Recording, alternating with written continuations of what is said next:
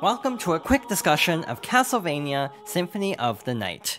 Released in 1997 for the PS1, this is easily one of the most iconic and influential games of all time, being the partial namesake of the Metroidvania genre. For this quick look at the game, I've decided to play a little bit of the PSP version as included in the Castlevania Requiem collection for PS4. The main reason is, if you beat the game as Alucard, in the original you could unlock Richter Belmont from Rondo of Blood as a playable character, but in the PSP version, Maria was also added as an unlockable character.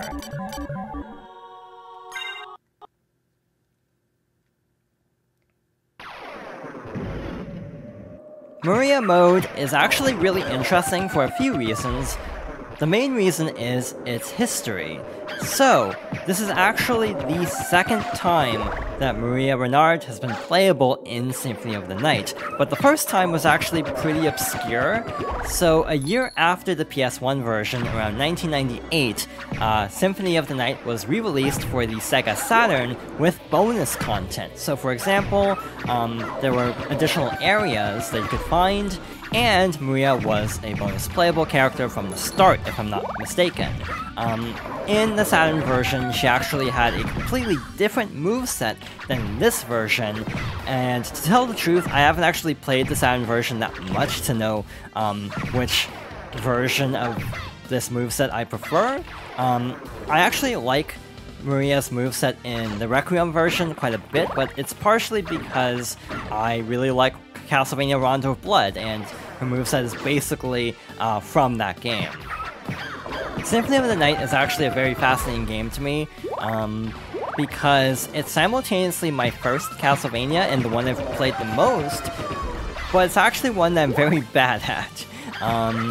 To tell the truth, I, in general, struggle a lot with Castlevania as a series, even the ones I really enjoy, mainly this, Rondo, and Aria of Sorrow for Game Boy Advance. Those are like my top 3 Castlevania games, and yeah, to tell the truth, I'm not the best at them. One cool detail though about this version is in this room, as Alucard, there would be a cutscene with Death, where he shows up and steals all of your equipment. So in the PS1 version, there's actually a very specific setup you can do to damage boost off of this enemy and get launched all the way through this room and skip the cutscene. In the PSP version, all you have to do is literally enter the room and hold left, and that will skip the cutscene. So it's actually really easy in this version to hold onto your gear as Alucard, which I actually like. Obviously that does remove a lot of the challenge from it, and part of the appeal of a Metroidvania is getting stronger and getting better equipment, but I do like actually being able to pull off that trick a lot easier in this version as someone who always struggles with like Castlevania combat. In general, Metroidvanias are kind of hit or miss for me. I do like a lot of Metroidvanias, but at the same time, a lot of them kind of frustrate me, both because of the combat aspects and also just getting lost. I have a terrible sense of direction in games, so I tend to get turned around quite a bit.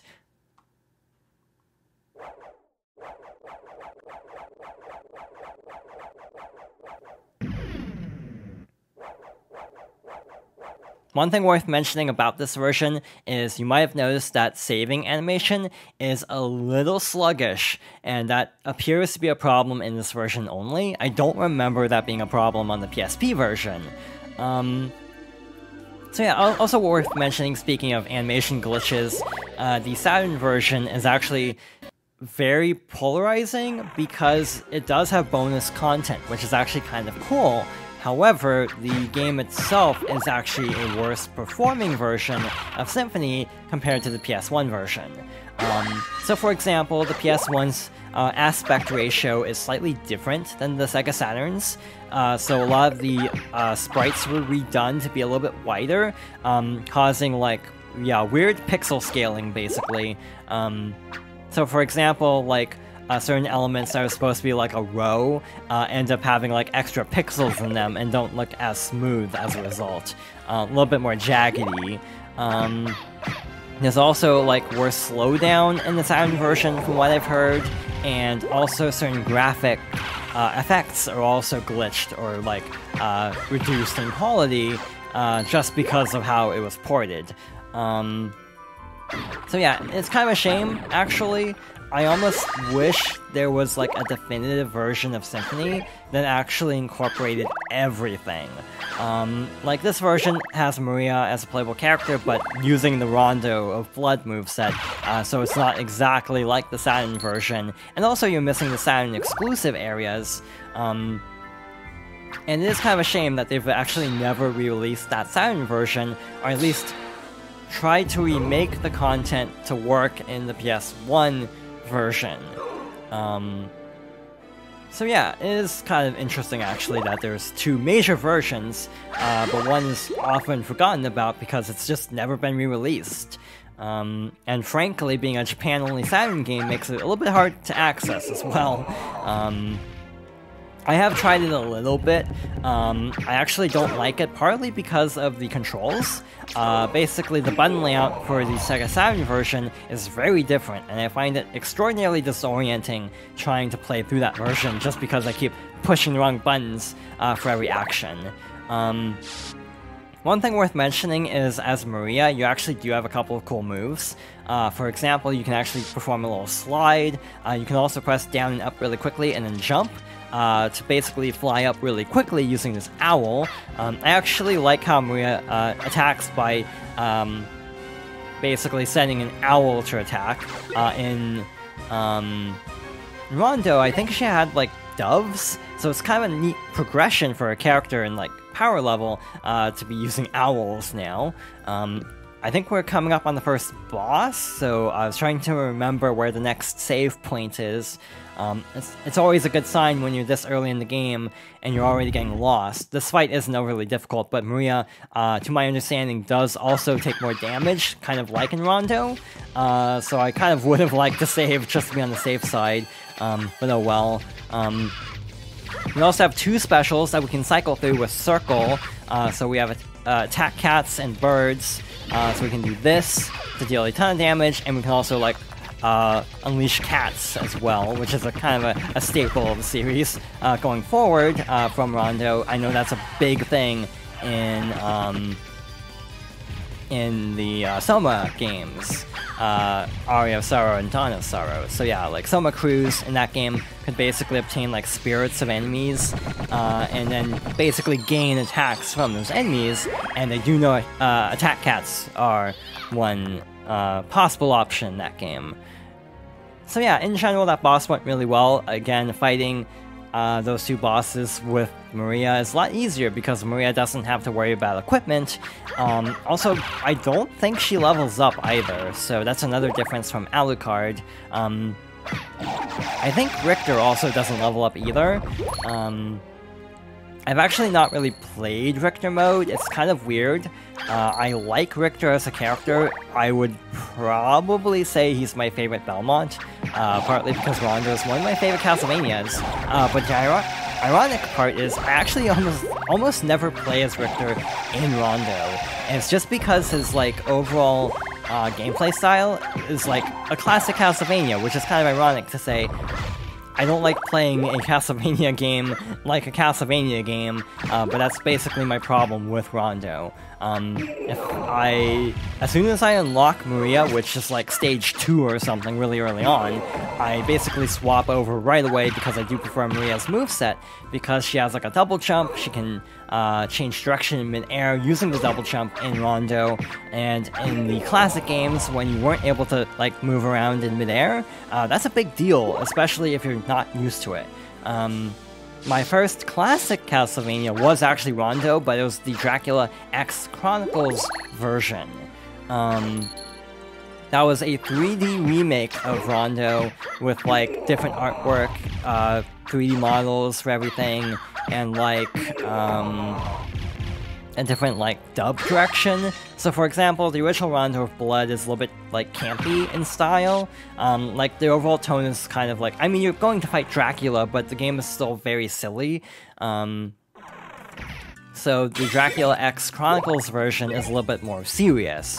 And that also ties into a major problem people have with this version of Symphony.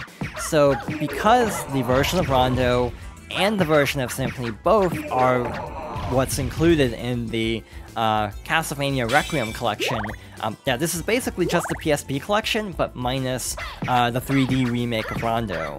And so, to kind of create like a unified like setting for all these games originally, the cast of the Rondo dub. By the way, Rondo actually has 2 dubs in that game, because they do have a lighter dub for the TurboGrafx version, which is unlockable. I actually showcased that dub a couple of years ago. Wow, actually, that was like 4 years ago.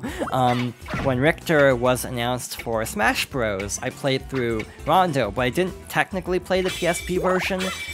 What I did was I used a fan patch that basically took the TurboGrafx version and added in the PSP dub. So yeah, that cast is the cast in this version as well. So for example, you have like Michelle Ruff, who I guess around this time also voiced like Yukari from Persona 3 as Maria Renard, and ironically, you have Yuri Lowenthal, who voiced the protagonist of Persona 3 as Alucard. I guess nowadays he's probably best known for voicing Spider-Man in the Insomniac games, but also was really well known at the time for voicing a ton of characters, like the main character of Tales of the Abyss around this time, the Prince from Prince of Persia, and a ton of other voice roles. So in general, this cast is actually really good. But the main thing with Symphony of the Night is it has one of the most iconic dialogues, I'd say, in gaming history. The famous speech at the very beginning where they basically recreate the ending of Rondo as the tutorial fight. So at the very beginning of the game, you're playing as Richter at the stairs right before Dracula. You go up and you confront him, and there's the famous "Die Monster, you don't belong in this world" speech from Richter, and the famous "was a man but a miserable pile of secrets" speech from Dracula. It's very over-delivered and, like, campy, but it is extraordinarily iconic. It is, again, I would be willing to say it's one of the most iconic, like, exchanges in a video game. And I think part of the appeal is how overacted it is. It's very, like, yeah, it's very cheesy in how it's delivered, but it actually has appeal because of that style. While in this version, the PSP version and the Requiem version, the dialogue is delivered a lot more, like, genuinely, I guess. Like, it's objectively better delivered, but it lacks the same, impact because it is delivered more straightforward. So some people do prefer the more serious dub in this collection. Other people prefer the PS1 dub, which ties into another problem with Symphony of the Night. This is, in my opinion, one of the best games of all time, even though I definitely struggle with a lot of it, again, because I'm not the best at Metroidvanias. But in general, I do think it's not an exaggeration to say that this is one of the most beloved games of all time, and has completely earned its place in gaming history as, yeah, one of the most influential games. But it's actually really hard to play anymore, which is a real shame. So to explain, like for example with Rondo, I had to use that fan translation method, partly because that was actually before this collection came out. At the time, there wasn't really a great way to play the original version of Rondo, so I had to kind of go with that avenue. But then, I want to say later that year, this collection came out, with both games. But the problem is, because this has the PSP dub, this actually creates a unique situation where, depending on who you ask, there might not be a definitive version of this game that's officially available for current platforms. This game is available for current platforms, but both of the versions have, like, caveats. Obviously, this version, again, depending on if you like the original dub. Also, the controls are slightly worse, because the PS1 had, like, 4 shoulder buttons, so Alucard had, like, different transformations. So in the original, you had to press, like, you know, R2, L2, L1, and so on to activate all of the transformations. While in this version, because the PSP version, or the PSP only has 2 shoulder buttons, what you have to do is, like, L, R, and then hold L and R together, which is a lot less convenient. So in that way, the controls are actually slightly worse. That's, like, the main like, controller difference. Other than that, it plays relatively the same, but that does feel a little bit less convenient. Another thing is, this game is available on Xbox. I'm pretty sure it's still back compatible, so, like, if you have everything from a 360 onwards, you should still be able to play this game. Sort of. To my understanding, the Xbox Live Arcade service at the time had, like, a file limitation. So, like, games had to be a certain size, otherwise they wouldn't be allowed on the download store. This game has several FMV scenes, nothing overly critical from what I recall, but these FMVs were actually removed to get the game to the file size for Xbox Live. At least that's what I recall being the case. So yeah, it kind of is a shame that there's no, like, definitive version of Symphony of the Night on current platforms. It's also available on, like, iOS. I don't know what version that is, to be honest. But, like, it's not on Switch or Steam, and that's kind of a shame. I also wish, yeah, the PS1 version was available in more places. I wish the Saturn version was available on more platforms, just because of, like, historical curiosity. Even though that version does have problems, it would be kind of cool to be able to still play the game, just for people who really love Symphony and want to experience a different version of this game. To my understanding, the Requiem version is also exclusive to PS4 because it uses, like, essentially like a PSP emulation solution that Sony used at the time. At the time, they were bringing over some PSP games to PS4, and to my understanding, this game uses a similar technology, which is part of the reason why it is exclusive. Yeah, it would be nice to have Rondo and Symphony both on more platforms, and I hope someday, like, these games do get wider releases, because, again, these are, like, 2 of my favorite Castlevania games, and it is, like, not easy to play these games on different platforms, or, like, the optimal versions of each game.